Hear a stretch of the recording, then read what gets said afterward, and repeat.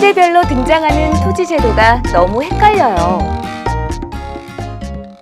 괜히 특강 최태성의 똑똑똑 한국사 시간입니다. 안녕하세요.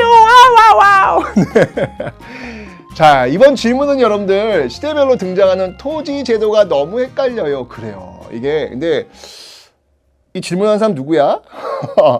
이 질문에 이 깊이가 있어요. 내공이 있는 질문입니다. 이 질문은요. 이런 정도의 질문을 하는 정도라면 적어도 뭐 한국사 능력검정시험 고급 요 정도로 준비하시거나 공무원 시험을 준비하시는 분들, 이런 분들이 아마 던지는 질문이죠. 네, 그 좀 아래쪽으로 내려가시면 뭐 이런 질문 그냥 통과. 왜냐면 이 질문의 의도 자체를 잘 모르세요. 근데 이 질문은 굉장히 공부를 좀 하려고 막 의지 충만해서 내공이 있는 그런 수험생들의 그런 질문이 되겠습니다. 왜냐하면 사실은 진짜 어려운 파트가 이 경제 파트에서 바로 이 토지제도거든요. 다른 파트는 사실은 어떤 그 개념이 헷갈리거나 그러진 않아요. 다만 여러분들 입장에서 본다면 좀 외울 게 많다라고 하는 그런 정도지 어려운 건 없어요. 솔직히 말해서 한국사가 수학은 아니잖아요. 그죠? 수학은 아니에요. 그러니까 뭐 이렇게 뭐 단계별로 뭐 어려워지고 그런 건 아니죠. 다만 양이 좀 많아지고 좀 더 디테일해진다는 것이지 어렵고 쉽고의 그런 차이는 없는 것 같아요. 그런데 유일하게 이 경제 파트는 조금 고민이 좀 많이 돼요. 어려워요. 왜냐고요? 이게 시대별로 뭔가 토지가 나오기는 해요. 예를 들면은 고대 토지 하면은 공부를 하다 보면은 노급이라는 게 나오네. 또 관료전이라는 게 나오네. 중세를 공부했더니 또 전식과라는 게 나오네. 근세를 공부했더니 또 과전법이라고 나오네. 얘네들 뭐니? 그러니까 이해를 좀. 그러니까 이 질문 던지신 분은 정말 정말 그 좀 이렇게 확실하게 꼼꼼하게 공부를 좀 해야 되겠다라고 생각을 하는 어떤 그런 분의 질문이에요. 이게 지금 정체가 뭐지? 분명히 노급, 관료전, 천식과, 과전법 이게 시대별로 다르긴 한데 뭔가 토지 제도를 이야기하는 것 같은데 얘네들은 뭐지? 라고 하면서 이제 질문들을 굉장히 많이 던지고 있어요. 제가 잠깐만 한번 설명 좀 드릴게요, 여러분들. 이 토지 제도의 핵심, 제가 이제 나중에 이제 결론에서 설명을 드리겠지만 우리가 이 토지 제도를 어려워하는 이유가 뭐냐면 지금 우리 시대에 존재하지 않는 것이 이 시대에 있었기 때문에 여러분들이 어려워하는 거예요. 그게 뭐냐면 바로 수조권이라는 제도예요. 모르죠? 수조권이 뭐냐면 이 거둘 숫자에다가 세금 조자예요. 즉 세금을 거둘 수 있는 권리라는 거예요. 여러분들 그 부모님께서 이렇게 뭐 직장에 가시고 이렇게 오시면 그 매월 한 달에 한 번씩 월급을 받으시잖아요. 그죠? 그러니까 일을 한 대가로 부모님들은 월급을 받으세요. 월급은 어떤 형태로 들어오나요? 그렇죠. 통장에 숫자가 찍혀요. 네, 그럼 이제 은행 가서 그걸 찾는 거죠. 저는 찾기도 전에 다 사라지더라고요. 어쨌건 자, 지금은 이런 형태잖아요. 그죠? 근데 옛날 공무원들, 옛날에 또 이제 일을 하신 분들은 어떻게 했냐면 통장이 없었어요. 통장이 이렇게 찍히질 않아요. 어떻게 했냐면 자기가 받은 토지가 있어요. 국가로부터 받은 토지가 있어요. 단 잊지 마세요, 여러분들. 제가 지금 이야기했던 국가로부터 받은 토지라고 했을 때 국가에서 그 관리에게 소유권, 너 이거 너 거야, 평생 너 거야 라고 해서 소유권을 준 건 아니에요. 아니에요.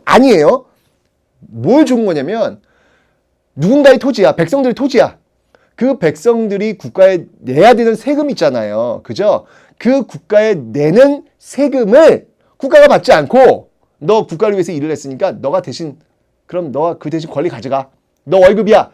라고 해서 그 권리를 관리에게 국가가 준 거예요. 그걸 바로 수조권이라고 하는 거예요. 이거를 알아야 돼, 이거를. 그러니까 이거를 모르면 이해할 수가 없어요. 그러니까 근데 중요한 건 뭐냐면 이 수조권이라는 게 지금은 없잖아요. 이렇게 안 하잖아요. 제가 지금 저도 국가를 위해서 일을 했는데 매달 또는 1년에 한 번씩 어디 가가지고 세금 내세요. 그렇게 제가 거두어 그러지 않잖아요. 그러니까 지금 없는 제도이기 때문에 여러분들 굉장히 어려워하는데 옛날엔 이랬다는 얘기예요. 옛날에는 그 공무원들의 그 월급, 뭐 연봉이 될 수도 있고 어떤 그런 형태를 이렇게 국가가 받는 세금의 권리를 대신 받는 것, 이것을 수조건이라고 하는 거예요. 이것만 이해하면 그 다음은 완전 쉬워, 완전 쉬워. 왜 쉽냐고요? 제가 아까 설명드렸잖아요. 고대에는 노급이라는 제도와 관료전이라는 게 있고, 중세에는 전식과라는 제도가 있고, 그다음에 근세에는 과전법이라는 제도가 있다 그랬잖아요. 그죠? 이 제도들을 관통하고 있는 핵심이 뭐냐? 그 핵심이 바로 수조건이라는 거예요. 수조건. 그러니까 제가 얘기했죠. 수조건이라고 하는 건 국가가 관리에게 세금을 대신 받을 수 있는 권리를 주는 것이라고 했는데, 이것을 시대별로 다르게 불렀을 뿐이에요. 국가가 세금을 받는 권리를 공무원에게, 관리에게 주는데, 고대에는 이 제도를 노급이나 관료전 이름이라고 부른 것이고, 중세에는 전식과라는 이름으로 부른 것이고, 근세에는 과전법이라는 이름으로 부른 것이고, 수조건이 핵심인 거예요. 수조건이. 그러니까 여러분들 용어가 복잡하다고 해서 헷갈리지 마세요. 여러분들 생각해 보세요.